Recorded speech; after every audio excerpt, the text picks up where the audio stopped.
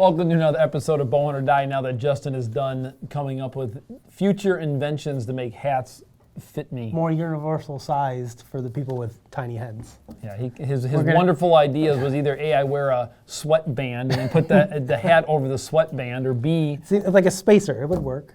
or B, we come up with the new pump hat. Yeah, like With a little Reebok pumps. They probably got a patent on that. So that or way it would we're fit. going to go with the BOA lacing system. Because this is our new hat, but of course I can't wear it. If you so- wear it over your ears, you're cool. You're like the Hushin guys. That's how they wear it. Okay. And they're pretty cool. so They're pretty good guys. They're cool, but I just don't think I look right. it's a good look for you. And then when I try to put your hat on, I look like this. All right, guys, for those of you who are interested in more Bowhunt or Die gear, our team has designed a bunch of cool stuff, as you can see, which has been displayed in many different colors and fashions here. But this week, I don't know, Justin, this is a good episode to kick things off of what's ahead. Bucks Yes. hitting the ground and trophy does hitting the ground. Yes, That's we got to how make I sure love they're this actual episode. trophy does before the internet guys call us out on them. They're like, that wasn't a trophy doe because it wasn't big enough per some unwritten trophy doe standard. I didn't read that email yet. No, it was the social media justice warriors of the world, Oh. always correcting everything we do out there. But in any case, what are we going to start with, Clinton or Tom Alford? Where would you like to begin, Mr. Graff? Oh, come on. You got to give this episode to Tom Alford. I mean, What I have in no the- idea what just fell, but you got to give this episode to Tom Alford because you know what? His enthusiasm took the show. Yeah, all right. We're going to start with Tommy right here in Illinois. Let's check it out.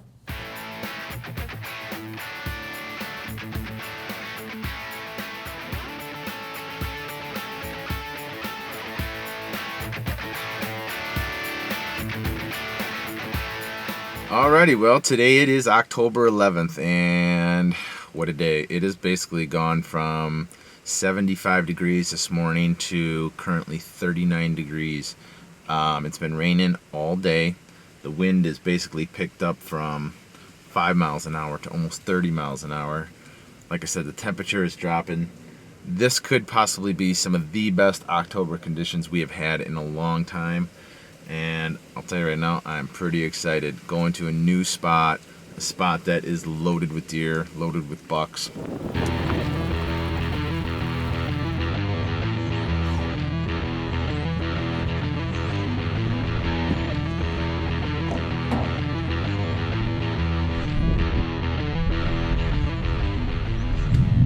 War paint. Gotta have war paint.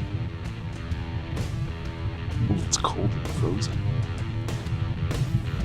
I hear blue jays. Maybe that means there's a buck on the way.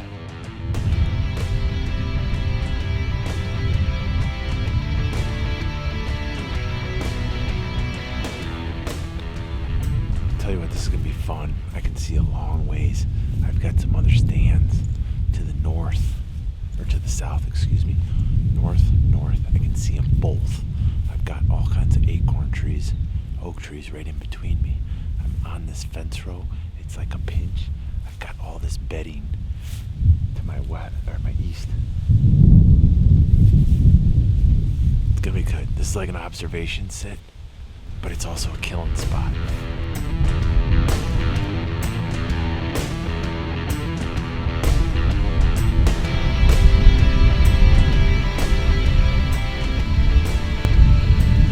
Got a real big buck just stood up in the swamp. Looks like he could potentially come this way. I'm hoping he's gonna hit these scrapes, but fingers crossed. Oh, he's coming. He is coming.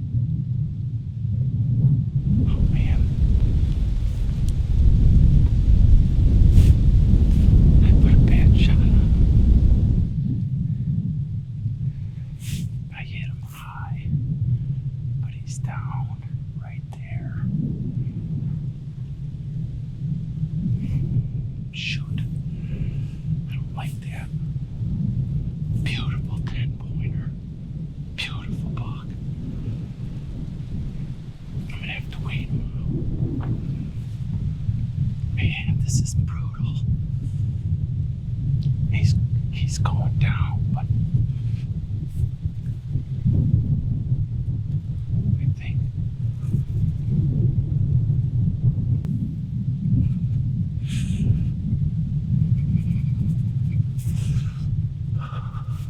That was one of the coolest things that has ever happened. That buck gets up, he comes through the swamp, he crosses the creek, and he comes in perfect, like it is meant to be. He walks and he stands right here at 10 yards forever, and he's behind the tree, and I cannot get a shot at him. But the way that buck came in, it was so stinking cool. Big, wide 10-pointer. I'm shaking so bad.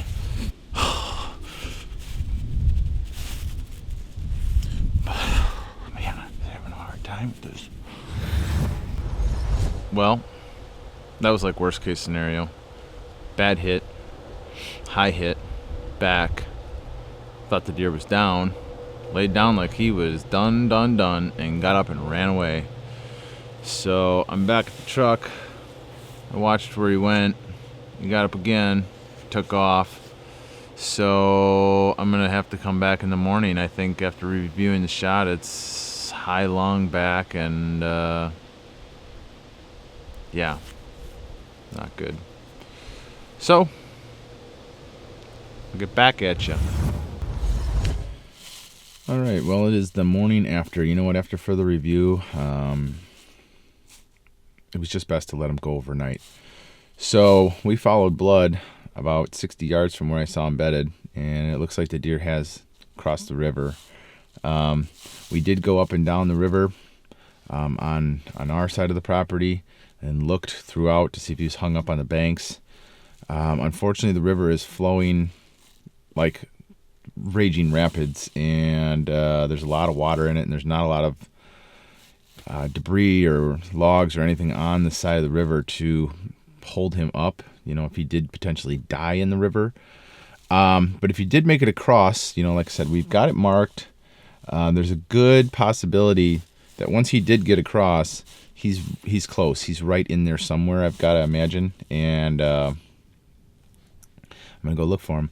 But at 6:20 the following day, I've got to make a phone call at 6:30 to get permission to be granted, so I can go in there and pick up the trail, hopefully, and recover my buck. So fingers crossed, and we'll pick up the trail here in a minute.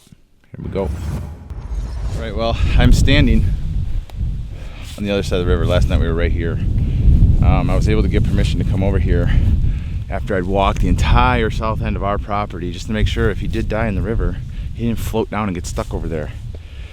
Like I said, I got permission to get over here, and I found where he crossed. He crossed right here, right where we thought he was going to be. So that's good. I got a trail on him. He's bleeding a little bit here, and let's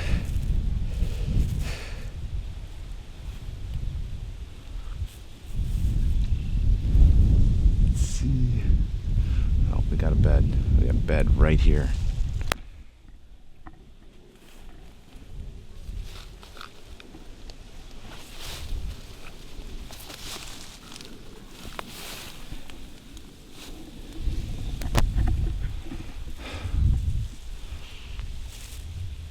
All right, well, this is a good sign. I got a bed again right here on shore. Baby D, right here, baby. Dang it. Right here. I can smell him. He's not a monster, but he's all mine, baby. Here we go. Baby D. Oh my gosh. Can't tell you how good I feel right now. Not gonna lie. He was dead right here. We just missed him. Dead right here. Whew, let's get a tag on this bad boy and get him out of here. Now I just gotta get him across this river. But good thing, deer float, so we should be fine. But we're gonna get wet. We're gonna have fun. We don't care. Let's do this.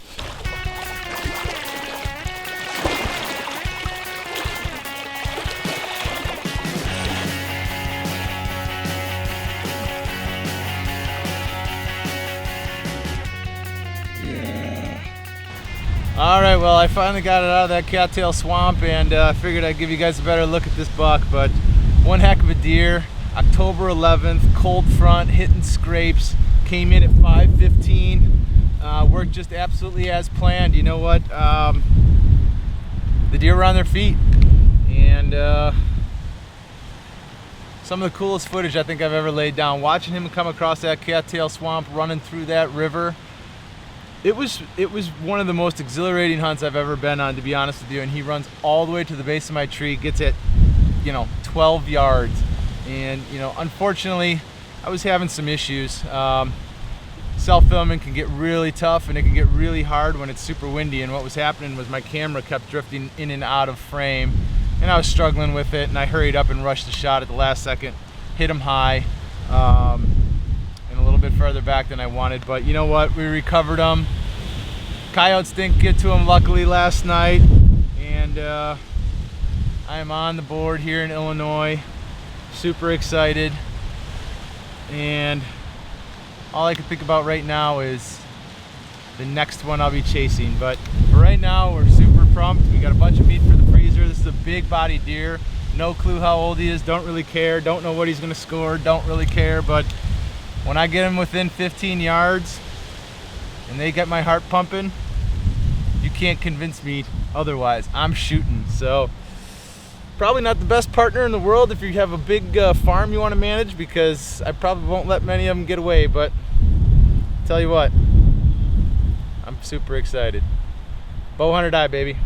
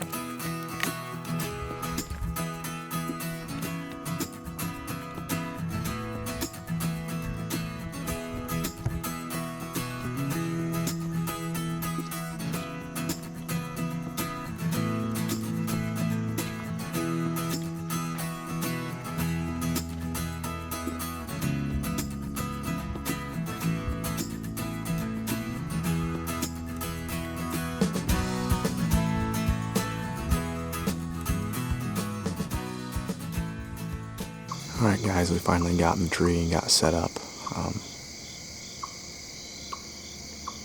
This is a shotgun stand of my buddy Mike's. It's around the back side of the farm from where I wanted to hunt, but I know it's good for a northwest wind, which is what we have tonight. And I like this setup since we've added in this pollinator program grass. We're on a nice edge. I'll show that to you, but it's on a nice edge, and I've taken the tractor this year and mowed down through it. So when I mow down through there, we got a nice road for the deer to come up. But got up in the stand, got set up, and realized I left my release in the truck. Had to get down and go back and get it, but I'm only parked 100 yards away in a low spot. That's the main reason I'm in this ladder stand. It's kind of out in the open, but I think I got everything set up here where I can shoot sitting down. I got my tree arm over here running up, kind of cattywampus. So that's a good thing about these arms. You can spin them around. So for guys that film, it's a little bonus. But we'll stay tuned. It's 10 after 5, October the 6th, or quarter after 5, maybe, I don't know.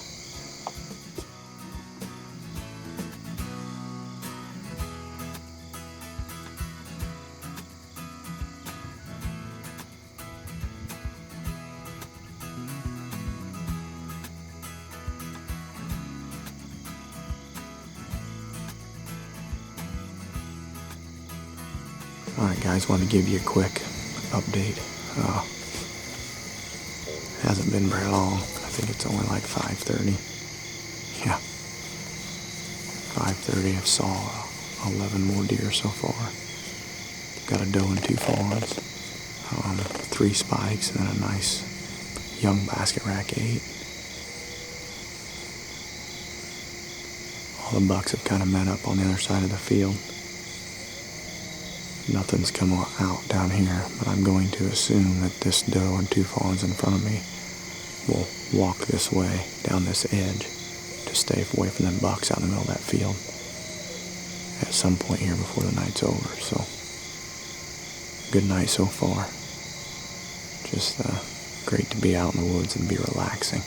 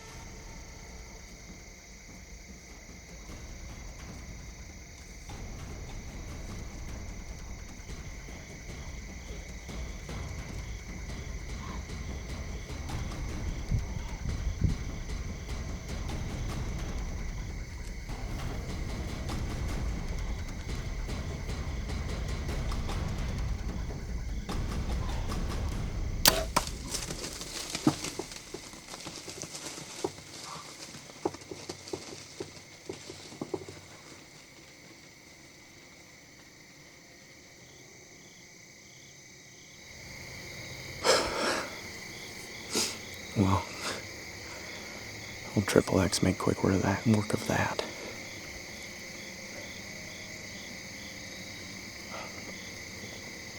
That was what I was looking for, a big lone doe.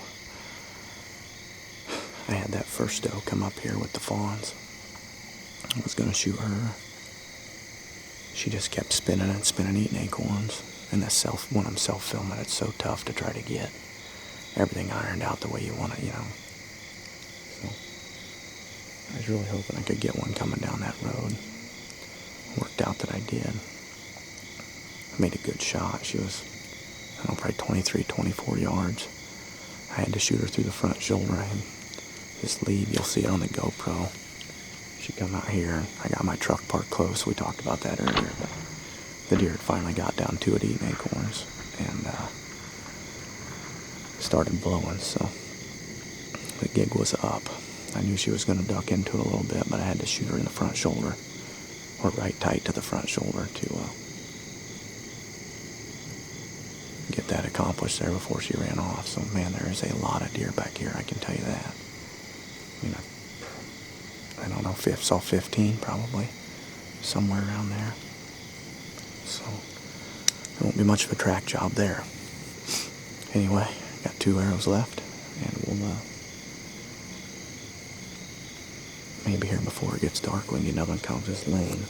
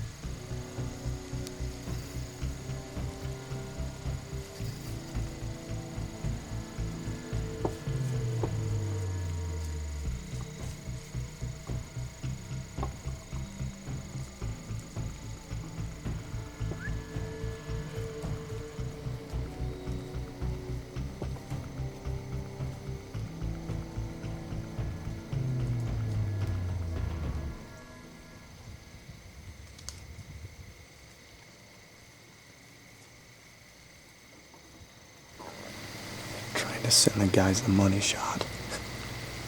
I missed my opportunity. When they come out, they're just running to these acorns.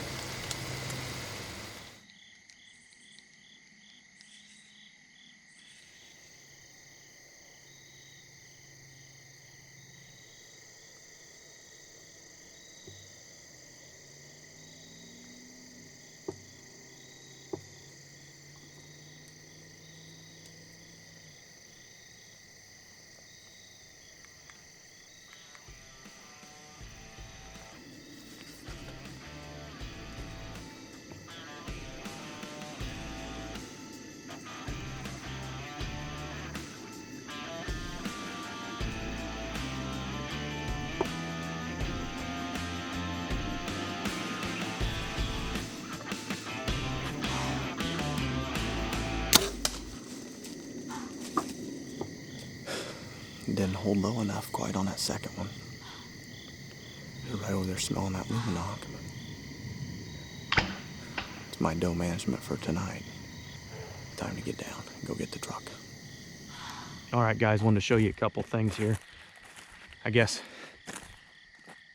Emily's bringing the kids, so I'm gonna have to go up and pick them up, but I wanted to show them what I'm talking about with this mowed road. You can see right here, you've seen me do it before. I come down here in these grass or switchgrass or weeds, whatever you got. Just mow you a spot. It just works out great, just creates a funnel. You know, they walked out, it's a 20-yard shot from the tree. Just beautiful. Come out right here, and they usually stop when they get out here and look. Works out great, but this first blood trail, you know, it's unbelievable. I shot that doe up front, probably hit her high heart, and then up in the arteries that come down off her neck, down her neck and onto her heart. But look at this blood trail.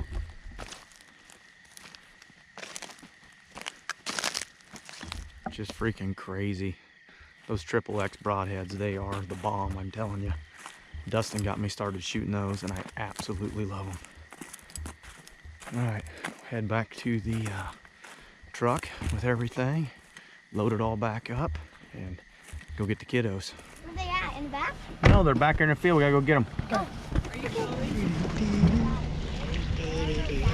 How do you feel?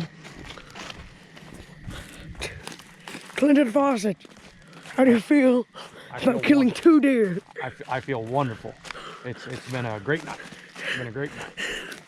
I'm gonna This win. is Avery Fawcett from CNN, gonna win. 7 o'clock news. Back to you, Carl.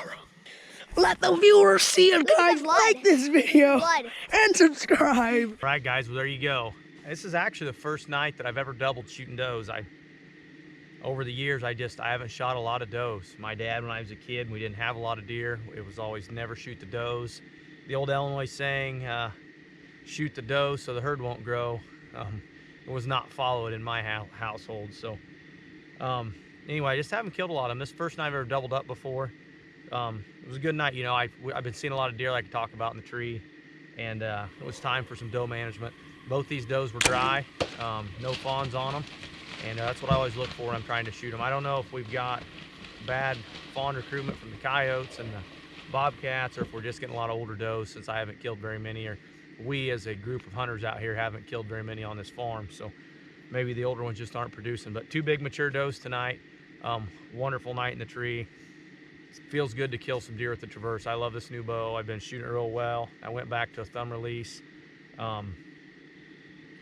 It's just nice to get out. I've been super busy at work and coaching football. So anyway, got the kids out here. You can see how wild they were. They just have a blast, running around screaming. That's what it's about. So it's kind of a blessing this year not have any pictures of big deer early. I can maybe I won't have any big deer, but sometimes I'm a little bit too uptight and suck the fun out of things. I'm so worried about killing a big one. But we're gonna get them in the truck, and we'll head into Michael's, hang them up in there and gut them, get them hosed out, put them in the walk-in cooler, and I gotta weigh them for the big doe contest to see where I stand. So anyway, I think Tommy's leading right now. Hopefully one of these big girls can put me in the lead, and I'll keep looking for a bigger one after this. So anyway, guys, great night in the woods. I hope you guys are all having a great fall. The weather is just beautiful. It's coming up. It's been beautiful all weekend, and stay safe out there. Wear your harness. Bow hunter die. All right, I have to tell this story about Tommy because I feel like this is karma at work. that morning that he shot his deer in the afternoon. Is this That- when he was mad at you? Oh, No, I know no. where you're going with I this. was texting Tommy and I I do know said, about this. I got a really good feeling about this afternoon. I'm taking Joey out. I think I got a good shot to shoot a doe out at my lease. And he said to me, verbatim, don't go getting cute and trying to shoot him in the heart, shoot him in the lungs. And I said, well, I appreciate the advice, Dad. I know where to shoot a deer. Whoa. And he You're responded, a little angry here now. Easy. he responded and he just said, lungs. And I said, oh, really? Where are those at? And he said, lungs. This is all he kept saying to me. Lungs, lungs, lungs. So I called him when I got done working out and I said, listen here, Alfred. Don't go getting cocky Why on are you me. guys always Don't go fighting? getting a big head on me. Just because you killed a couple deer with really good shots the last couple times, we all know what can happen. And I said, when you make a bad shot on a deer, don't come crying to me. And what happened later that day?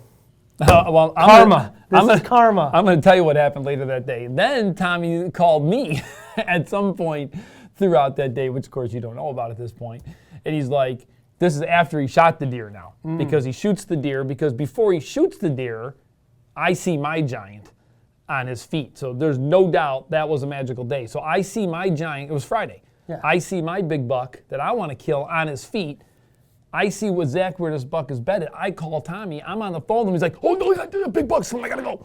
And he hangs up the That phone was with me. you he was on the phone with. I was trying to talk him into Coming to film. coming to film me, sneak up on this deer and do something different because we could have got this one on the ground. But he ends up shooting his deer. But you know what he tells me after he calls back after he shoots the deer? This is Justin's fault because Justin jinxed me. I was on the phone with him. It wasn't me. It was That's- him. Anyhow. It was. He did it to himself. You I just didn't be jinx nicer to him. people. Dude, you gotta, Me? Yeah, you gotta be nicer. No, this Move is on. Tommy. Tom Alford shouldn't be giving people on. advice Let's on move where on. to shoot deer. That's all I'm saying. He is a good hunter. The guy puts down deer on a regular basis. I'll be the first to admit it. He hung that stand, scouted that In an property. overlooked spot, In too. an overlooked spot, quite frankly. There's no doubt it's an overlooked spot. I only went there in the dark, but after seeing it, it's kind of a creepy place. But after seeing it, the guy knows how to hunt deer. I Well, give it good to for him. Tommy. I am very, very happy for him. I know he's super stoked. He's got a nice buck on the ground. It's early in the season. He's feeling Takes a good. little bit of that pressure off. As for Clinton, I love seeing Clinton go out and enjoy himself. I think he talks about it a little bit. Like sometimes he puts so much pressure on himself that he's got to go out and try to chase these big deer that they've got down there. This year he just doesn't have a lot of big deer on camera. He hasn't shot any does in a I'm while. calling BS to this. Relatively speaking, for them, right? A big deer to them is different than a lot of people. But he was able to go out, put down 2 does, nice easy recovery, drove the truck right out to him, had the kids there. That's a good night in my book. I'm glad to see that too. He deserves it. And you know what? The thing about Clinton, he can say whatever he wants to say. I'm calling complete BS. I'm sure he's got a big one. He's for had sure. one just show up on camera the other night, but he Justin, already that's broke one a that he time. tells you. Don't even Graf, go there. I'm telling you right now. You're the only one that guy's- hides deer from I don't your hide. buddies. Me and Clinton, we got I'm a just good goofing relationship. around with people. All right, move on. let's do That's funny. the Ask the Expert section, guys, brought to you by Ooh. Lancaster Archery. Todd, you're going to read the question from Michael Benton. Go. Oh, great. Thanks. Yeah, the I guy like- who can barely get the last I like names when you right. read. I had a question about our vehicles. Do you guys have air fresheners in your vehicles? Do you think it will affect your scent even when you get dressed in the field? Also, what about if you wear cologne in your everyday life? Do you think the seat belt carries the scent and could rub off on you? Hey, Michael, I think these are some great questions, and I think you bring up some valid points here. I think there's no...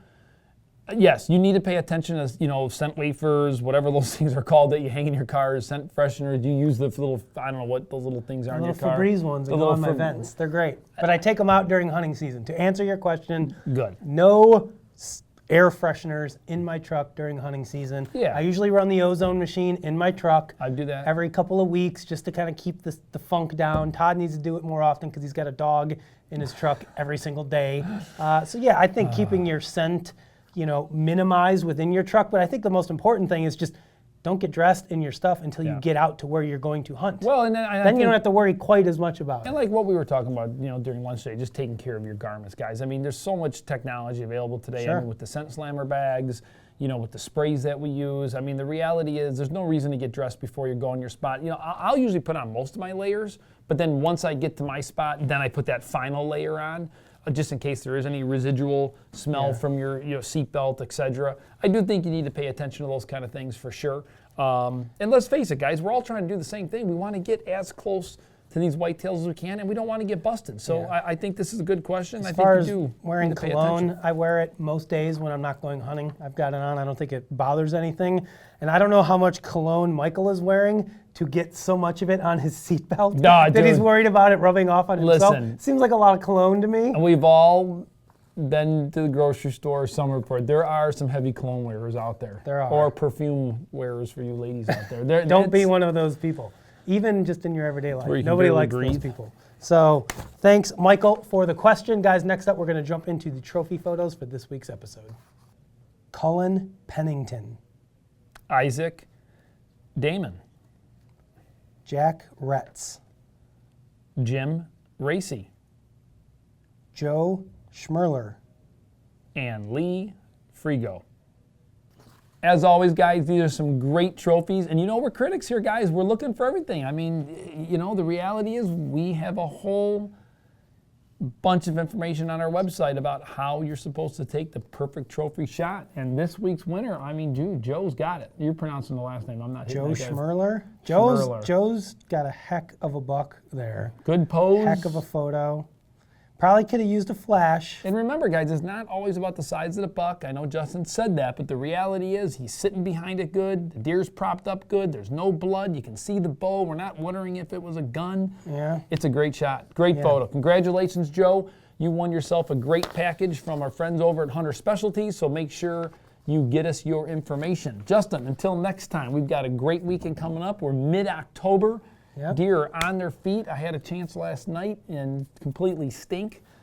And it's okay. It's Todd fine. had a moment last night. I Did feel you- good. I did feel you fine. Cry a little bit afterwards? No, I feel great. You feel great. You feel great I feel fine. that you had a shooter buck right under your stand I- and you look, couldn't get a shot at I him. feel wonderful. That's what you're It's fine. He feels wonderful on the outside. He's crying on the inside. Guys, stay tuned. Next week, we got some more exciting bow hunting action for you.